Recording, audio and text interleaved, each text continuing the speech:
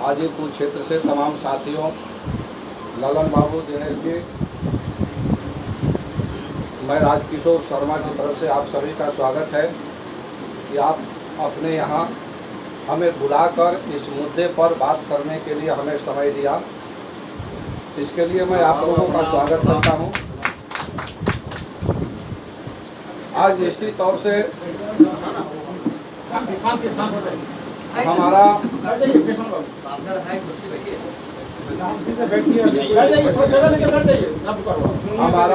जो समाज है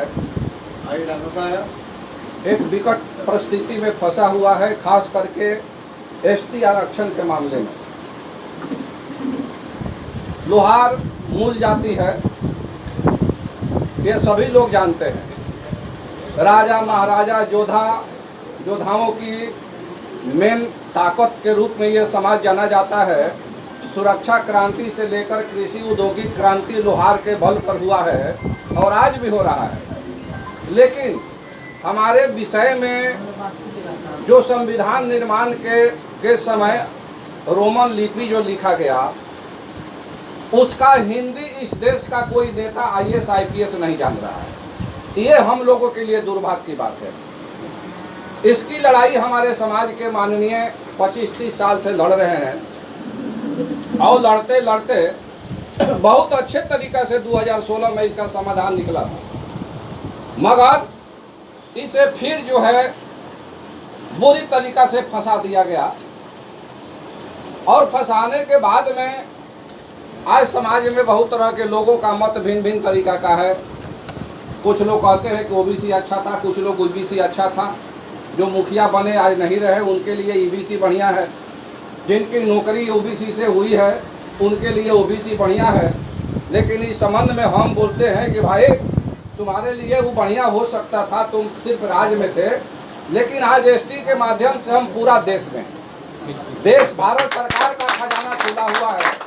आज हमारे लोग रक्षा मंत्रालय, वित्त मंत्रालय से लेकर कई मंत्रालय में छोटी बड़ी कुर्सी पर बैठे हुए हैं। तो ये हमारे लिए बड़ी बात है। ये लड़ाई हम लोगों ने मुखिया और सरपंच बनने के लिए नहीं लड़ा है, बल्कि हम लोग आईएएस आईपीएस बनने के लिए हम लोगों ने लड़ा। लेकिन मुखिया और सरपंच भी हम लोग बनेंगे, ना का कोई सवाल नहीं है। विगत कोई मुद्दा चाहे कोई भी हो, अगर कोई बीमारी हो और ठीक नहीं हो रहा है तो जांच की ओर जब जाइएगा ना तो दायरा बढ़ते जाता है। कहा भाई तो इनका हयो बीमारी बा, हयो बीमारी बा, हयो बीमारी बा। पहले हमारे समाज के लोग यही लड़ रहे थे कि हमको एसटी चाहिए। एसटी के अंदर में बीमारी कितना है ये किसी को पता नहीं था। अगर पता होता तो नहीं लड़ते। मैं ये बोलना चाह रहा हूँ कि 10% ही आरक्षण था, लालू जी 1% कर दिए और 1% का भी लाभ लोगों को नहीं मिलता है। 22 जिला पंचायत चुनाव में एक भी सीट नहीं मिला और किसी जिला में 25 को सीट है, तो भाई वहाँ पर कई % लागू है। ये सब बीमारी है ना, इसको कैसे और कौन लड़ेगा। हम तो देखते हैं कि कलम कागज से किसी को मतलब नहीं है, खाली बस इस पे ही जो युद्ध चलता है इसी पर चलता है। जमीन पर युद्ध ना लड़ने की क्षमता है ना कुछ है। नगर निकाय का चुनाव है, 1% के हिसाब से भी एगो दूगो सीट हर जगह बनता है, तो ये क्यों नहीं चाहिए। तो ये सब बीमारियां हैं एसटी के अंदर में। कोई लड़ने वाला नहीं है। गौड़ जाति के लोग उस लोहार के बाद में गौड़ लोग कुछ मजबूत है। उन लोगों से बात हुआ तो बोले कि भाई देखिए हम लोग ये लड़ाई नहीं लड़ सकते हैं, आप लोग के पास पैसा है, आप लोग हम लोग से मजबूत है, ये आप लोग लड़िए। तो हम लोग तो लड़ लेते ना, कि कोई बात नहीं थी, मगर हमारा नक्शा ही बिगड़ गया तो हम अब क्या लड़े, कौन सी लड़ाई लड़े। तो मैं बोलना चाह रहा हूँ कि विगत समय का जो स्थिति है आरक्षण पर, कोर्ट ने कहा है कि लोहार और लोहरा अलग अलग जाति। तो मैं प्रकाश डालना चाहता हूं कि एससी एसटी एक्ट में स्पेलिंग महत्वपूर्ण है और आपके समाज की तरफ से जितना भी केस हुआ है पिछले समय में, वो सारा केस रोमन लिपि 5 अक्षर पर हुआ है, LOHAR पर। आप सब जानते हैं कि ये जो स्पेलिंग है सिल्वी ट्राइब नहीं है, तो अगला जो है इस स्पेलिंग पर केस क्यों किया। हम लोगों का भाषा हिंदी है, हम लोग जो लिखते हैं कखा गघा वो देवनागरी है। हमारे लोहार को रोमन लिपि में लोहारा लिखा गया LOHARA। हमारा विवाद LOHARA का देवनागरी क्या होगा इससे है। तो हमारे लोगों ने 5 अक्षर केस में क्यों यूज किया, जिसका नतीजा है कि हमें मुंह की खानी पड़ी। अब मैं आपको 16 की बात बताता हूं। 16 से आपकी स्थिति बदल चुकी है। क्या बदली है कि 16 में जब ST लागू हुआ तो बिहार सरकार ने EBC और OBC से आपको डिलीट करके सर्टिफिकेट बनाना बंद कर दिया।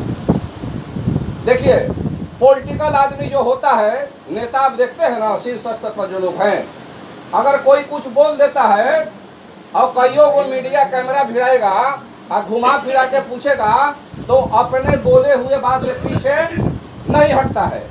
ये टेंडेंसी आप सबको अपनाना चाहिए। अपने लिए जो पॉजिटिव बात है उसकी बात करनी चाहिए, नेगेटिव बातें की ओर ध्यान नहीं देना चाहिए।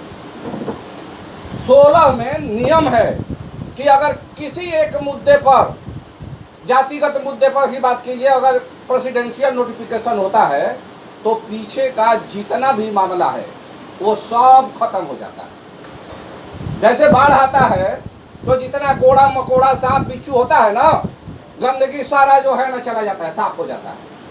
तो नियम यही है कि जब बड़े कोर्ट का या पार्लियामेंट का ऑर्डर आता है तो पीछे का जितना भी परेशानी है, बात विवाद है, वो सब खत्म हो गया। लेकिन हमनी के भोजपुरी में एगो कहावत बा कि गरीब के मेहरारू गाँव होके भौजाई। हमनी के पुतला फूके के हाल ना जानी, मुर्दा बात करे के हाल ना जानी।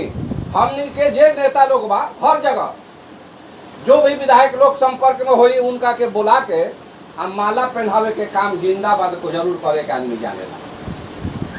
जिंदाबाद करना, किसी का स्वागत करना, ऐसे लोगों का जो सामंती प्रवृत्ति के हैं पहले से सदियों से, और उनका स्वागत करते हैं ना, तो आपके विरुद्ध उनका मोनोपोली और टेढ़ा हो जाता है कि ये क्या करेंगे।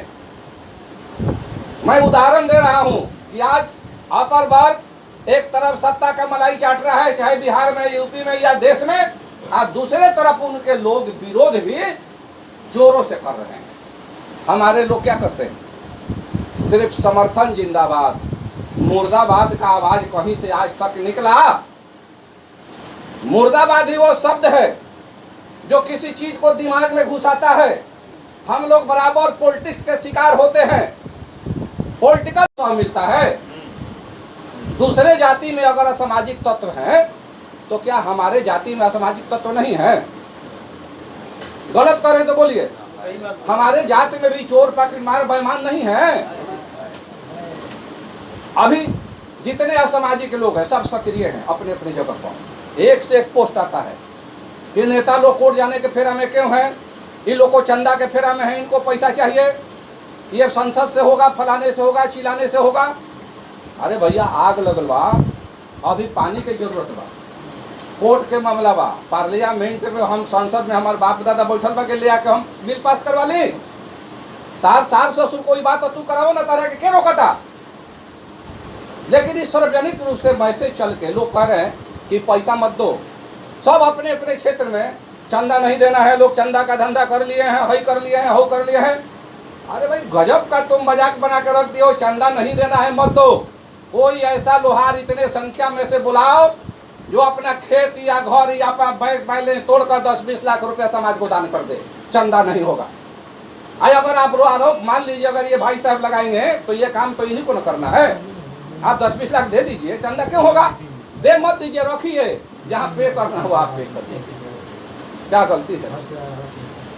हमने जब से संगठन बनाया पारदर्शी काम करने का काम किया। सुनील जी हमारे घर तक गए हुए हैं, ये परीक्षा दे रहे थे, किसी चीज़ का परीक्षा था तो मेरे घर पर रात को रुके परीक्षा दिए। बहुत पुराने इनसे संबंध है। रोजी रोजगार के मामले में हम तनिक कमज़ोर नहीं हैं। मैं इतना एग्रेसिव इसलिए रहता हूँ कि सब जातियों ने अपने जात के लिए लड़ाई लड़ा है। संपन्नता का लड़ाई हर जाति के लोगों ने लड़ा है। फलाने फुल्ले तो भीमराव अंबेडकर तो हई हो 77 वो दलित नाम है, लेकिन विश्वकर्मा कुल में एक भी नाम आप नहीं गिनाइएगा जो अपने सामाजिक उत्थान के लिए कोई लड़ाई लड़ने का काम किया हो। भले ज्ञानी जैल सिंह राष्ट्रपति बन गए, लेकिन अपने कौम की लड़ाई उन्होंने कभी लड़ने का काम नहीं किया। इसलिए हमारे पास बातों को मंथन करने की, सोचने की, मीडिया में, इस दुनिया में एक्सप्लेन करने की हमारे पास ताकत है। इसलिए मैं एग्रेसिव हूँ कि हमारा काम जो हमारे पर कलंक लग रहा है, हमारे जाति को ठीक है, लोहार लोहरा ठीक है, अहिर अहिरा ठीक है, आलू अलुआ ठीक है, चमार चमरा ठीक है, लोहार लोहरा को भी हम ठीक मानते हैं। तीसरा जाति लोहारा लगी है।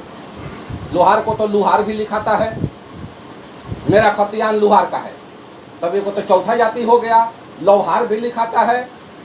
तो हमारी जो जाति खंड खंड में बढ़ती जाएगी। तो ये सारी चीजें हैं जिसको कोर्ट जाने के क्रम में हमने वकील को विशेष हिदायत दिया है कि देवनागरी रोमन लिपि के साथ जितनी हिंदी से हमारा मामला है, ये सारी कॉपी होनी चाहिए। रह गया कि रिव्यू फाइल करने में कोर्ट का ये है कि अगर इस तरह का मामला होता है तो एनी पर्सन भी रिव्यू में जा सकता है। ये एक व्यक्ति के कारण पूरा समाज खामियाजा भुगत रहा है, लेकिन समाज से नहीं पूछा गया है, ना सचिवालय भी बताया। बराबर मैं सचिवालय जाता हूँ, ऑन रिकॉर्ड हम लोग के संगठन, नाम सब कुछ है सचिवालय में, लेकिन सचिवालय ने भी नहीं कहा कि इस तरीका का केस है, आप लोग क्या कर रहे हैं। तो मैं बराबर बोला कि देखो, राजनीतिक कारण से नीतीश कुमार भले लोहार के फेवरेबल आप मान सकते हैं, मगर इसका अधिकारी हम लोग के फेवर में नहीं है। जब अब उसका मैं उदाहरण आपको दिखा रहा हूँ कि जब एक और बिहार सरकार अपने नोटिफिकेशन और बजट में कह रही है कि 148 रद्द होने के बाद 1976 के आलोक में मैं लोहार और लोहारा को आर्थिक उन्नयन के लिए मैं जाति प्रमाण पत्र कर रहा हूँ, तो मौजूदा समय में 28/10/21 को ये चिट्ठी क्यों निकाला दर्जा प्रदान करने वाली? आप जवाब दीजिए इसका। ये चिट्ठी क्यों निकाला? ये चिट्ठी क्यों सिद्ध करता है? मैं इसी बात पर मैंने कहा कि साले 4 जो बैठे हुए हैं ना, इनका तो मैं ऐसी का तैसी जरूर करूंगा। डेट क्या है? डेट है 28/10 कि ये चिट्ठी को क्यों निकाले।